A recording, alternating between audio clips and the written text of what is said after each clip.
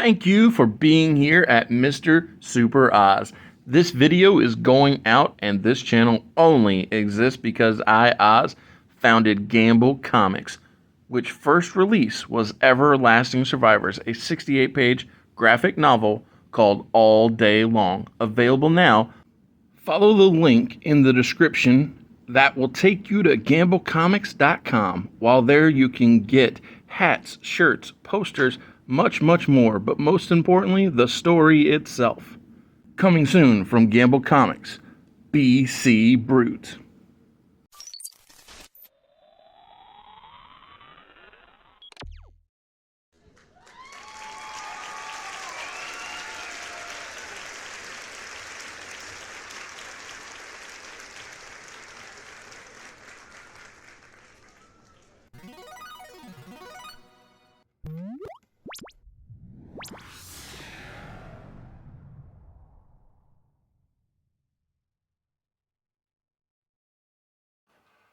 What we got?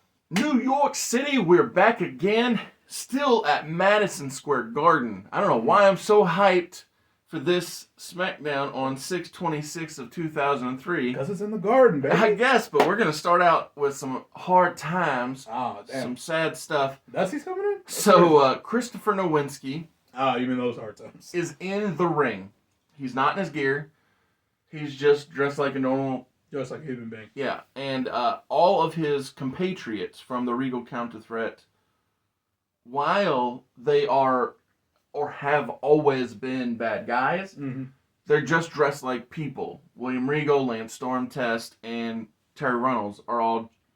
They're not in their regal or their royal regalia. Not as bombastic as they normally are. And so...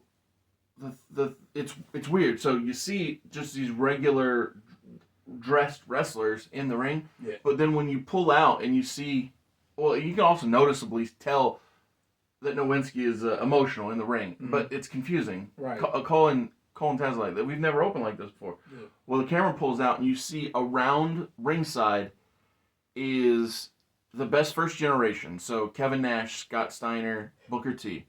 The Iron Addicts, who recently turned heel, are out there. So Mark Jindrak, Johnny Stamboli, and Val Venus. So are all of Tres Hombres Dominio. And I say all because Chavo's out there with his arm in a sling. Even though he's hurt, he's still out here. And it's like him, Ray, Eddie, what's going on? Yeah. We also see Federazion of Nunzio, Dupree, and Sylvan. And then the last and final group that's out there is Shannon Moore, Matt Hardy, Crash Holly. But there's a noticeable faction or trio that's not here at ringside. Can you tell me who isn't here? Well, all of JBL's squad. LLC, that is correct. The Layfield League of Champions, John Bradshaw Layfield, Danny Holiday, Doug Basham, Billy Kidman, Orlando Jordan, and the new television champion, the absolute Maven Huffman, are not out here at ringside, and that becomes extra relevant when Christopher Nowinski gets consoled by Regal. He's got his arm on his shoulder, or he's got his hand on his shoulder, and Chris Nowinski says, it's hard for me to do this. Like, I've always been a man of confidence. Even back when I was the runner-up on Tough Enough, I knew that I had it. I didn't need to win Tough Enough to be in the WWF, the WWE World... AEW, we do it all. So he stammers, he stumbles, he catches himself. He said, "It's been an honor to work here in Alpha Entertainment Worldwide. But the doctors tell me I can't take the chance and continue competing. I've had too many concussions back to back, and so it's over." And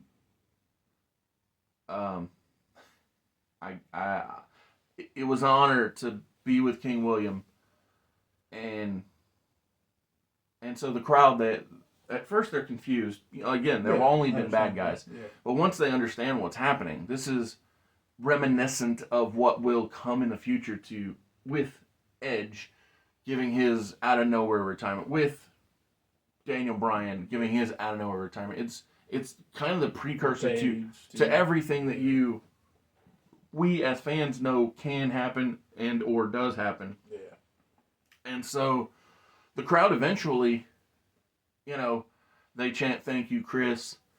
They applaud. They stand up, and he works his way out of the arena, and all of the good guys, well, they're actual bad guys, but all of his teammates who are being treated as good guys at this moment leave with him, and slowly but surely, all of the people leave the ringside area. That is all except the Manitou followers, Shannon Moore, Crash Holly, and Matt Hardy. They stay here. And so Matt, he's in the ring with his boys. He hugs both of them tight. And we fade out to commercial break because I feel like it's too raw. Yeah. Not your show, but it's too Smackdown. It's too sensitive of a moment to do what I'm about to do without giving everybody a break. Yeah, giving everybody a breather. So we come back from break. Matt Hardy's in ring with his compatriots, and we hear Bill Goldberg's music hit while Matt and Shannon get out of the ring, and then Bill comes out, spear, jackhammer, 1, 2, 3. Crash Holly is both pinned, defeated, and gone forever because he is released. Now, this isn't announced, but I know for a fact that he is released in 4 days. So before the next SmackDown, 2 people in a row. That sucks. I know.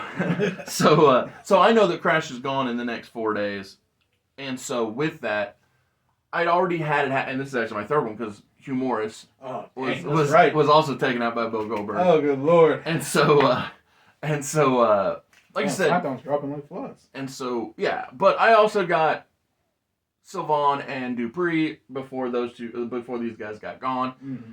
And I also picked up Doug and Danny and Orlando. So actually, I'm more up than I am down. Thankfully, good stuff. But like I said, this is the end of Crash Holly. It was great having him. Yes. But Goldberg being a real life career killer, I make him a ironic career ender in the show. You said if you took out Bret Hart, you might as well take out everybody else. I get it. And so the crowd is kind of getting into the action because Bill's the babyface. They don't know that Crash is gone. Yeah. And so, unfortunately, we're going to bring him down a peg when the LLC, the Layfield League of Champions, make their way out. And they are not just strong, and they're not just confident, but they're winners. They're champions now, because Maven, not just the first Tough Enough champion, but now currently the television champion of the world. He is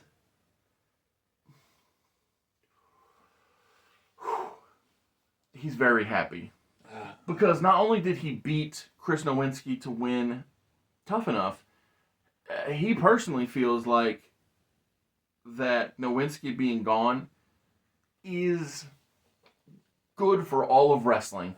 He was nothing but a man living off the past. Harvard, who cares?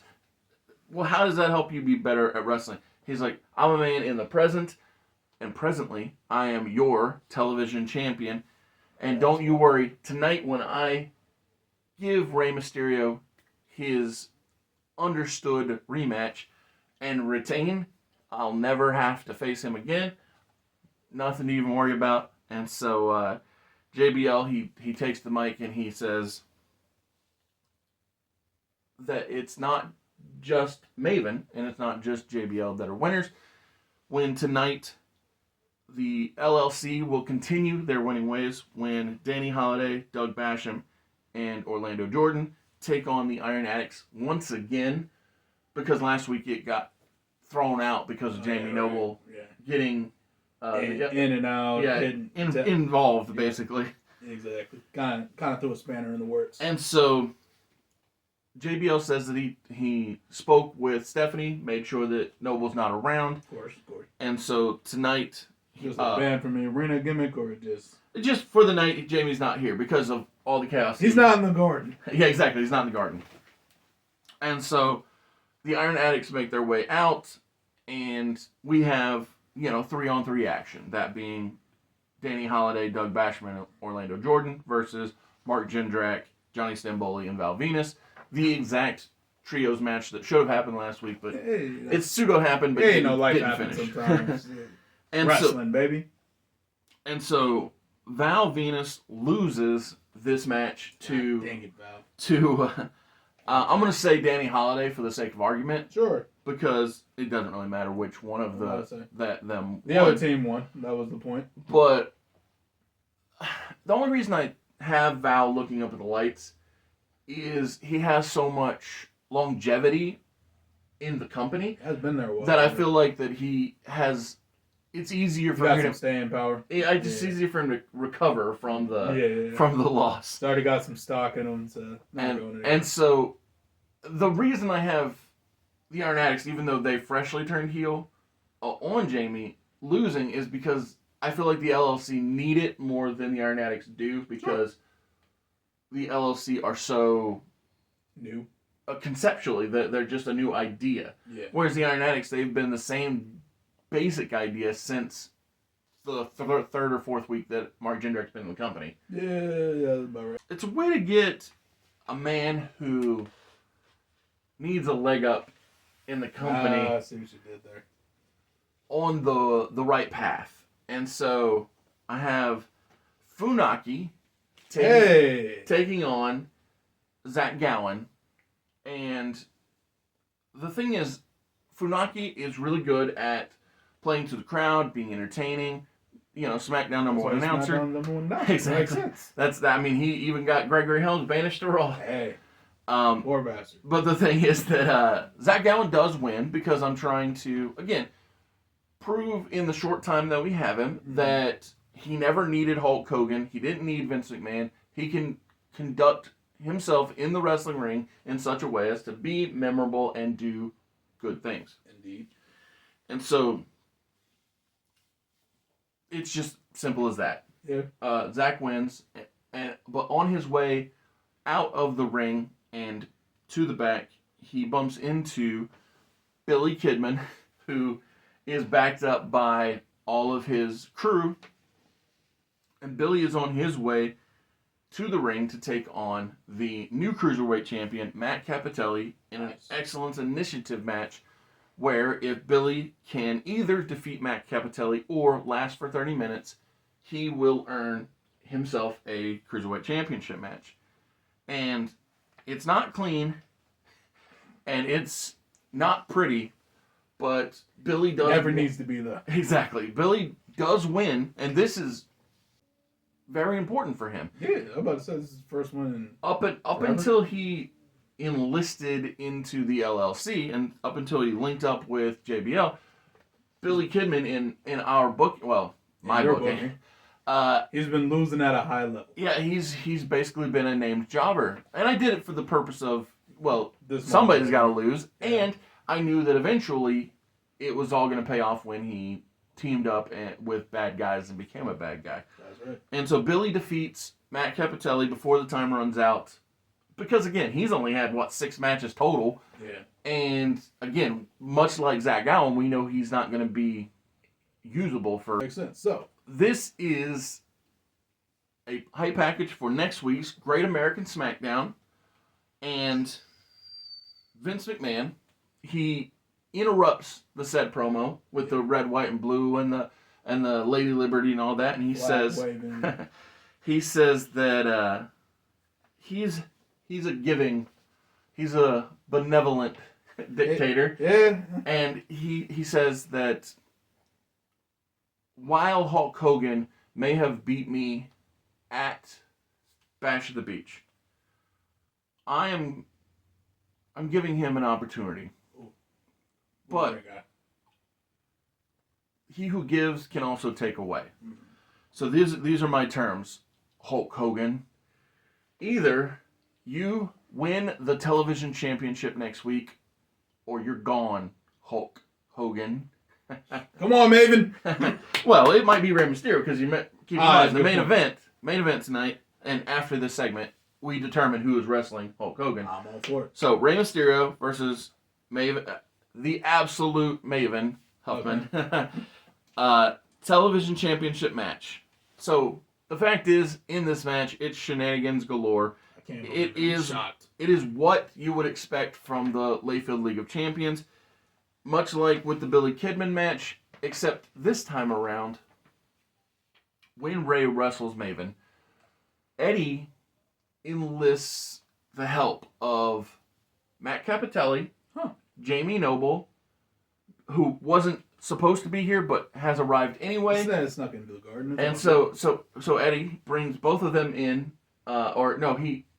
he rolls in with his lowrider with Jamie because he went and picked him up. There you go. But Matt Cappotelli was already in the arena, obviously. And so, but the fact is, it's still 3-on-6. Yeah, a little outnumbered, just slightly. And so, while 5 of the guys are wrestling 3 of the baby faces, JBL helps Maven defeat Ray and retain the television title. So, next week on the Great American Smackdown, it will be Maven Huffman versus Hulk Hogan for the television championship. Either Hogan becomes television champion or bye-bye Hulk Hogan. Come on, Maven.